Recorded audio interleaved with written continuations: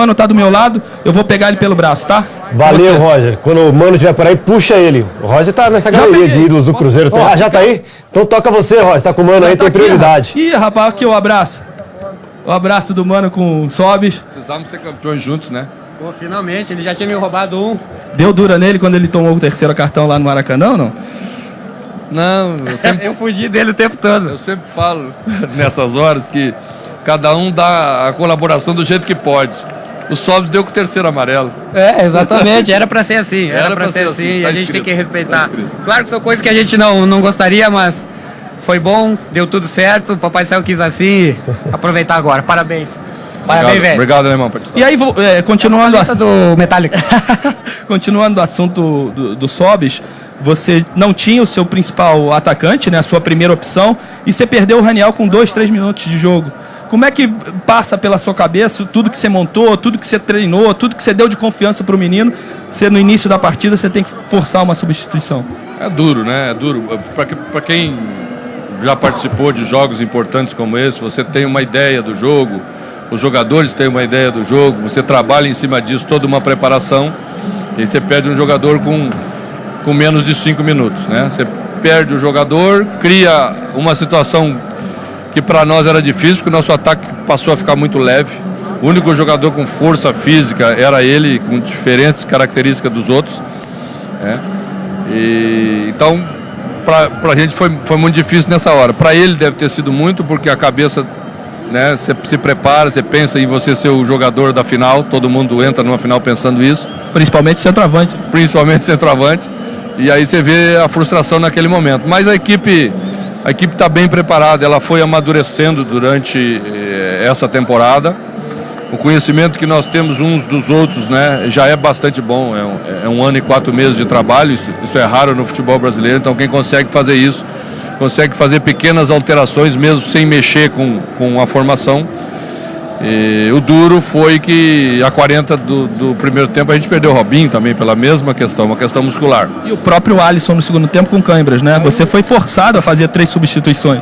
A questão do Alisson já foi por desgaste físico mesmo, né? E a gente só tinha mais uma e teve que cuidar muito dessa última, porque aí daqui a pouco você pode perder um jogador por cartão vermelho num setor importante, e aí não tem mais como adaptar a equipe. Mas o título era para ser pra gente.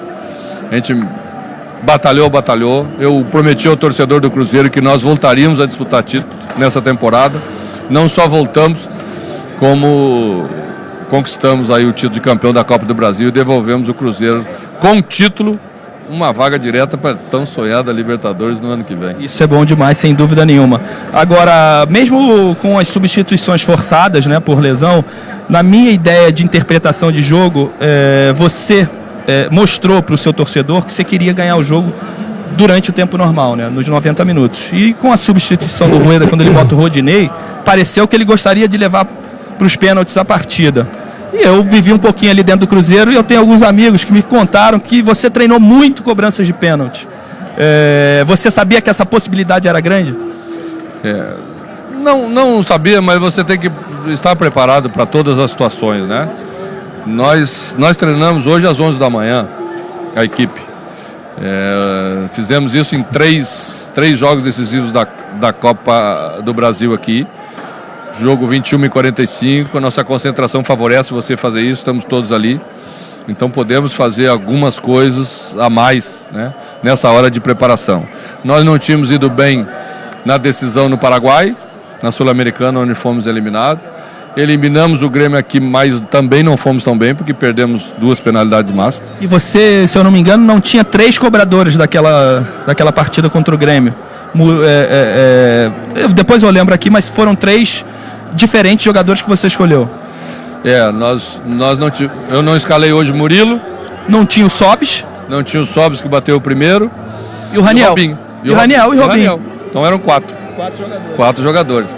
Mas a gente também fez uma avaliação com base nesse momento, com um momento maior, é um momento de tensão extrema, então já seria um momento para jogadores mais experientes que estão calejados e que já passaram por isso porque eu sempre falo que a caminhada mais longa que eu já dei na minha vida é essa caminhada do meio campo até a marca do pênalti, né? Você caminha, nunca chega lá. E o que passa pela cabeça, né? E o gol vai diminuindo e o goleiro vai aumentando e toda a responsabilidade da temporada tá aí nos pés. É muito cruel, né?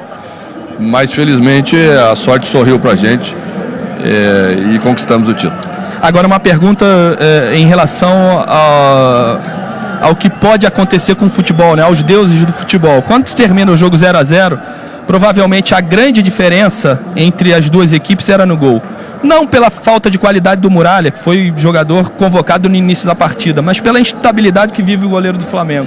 E quando vai para os pênaltis, se acredita, agora o Fábio vai fazer a diferença.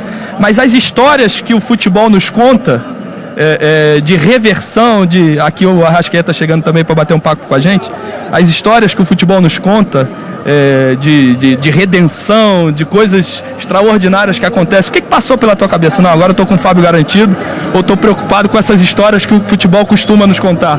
Não tem garantia em pênalti, Jorge. Eu me lembro que perdi uma decisão para o Paraguai com a seleção brasileira, com os nossos jogadores extraordinários isolando a bola lá no campo, no estádio do Estudiantes, né? Então já perdemos, já ganhamos, já tem de tudo. E não dá para você apostar em penalidades máximas.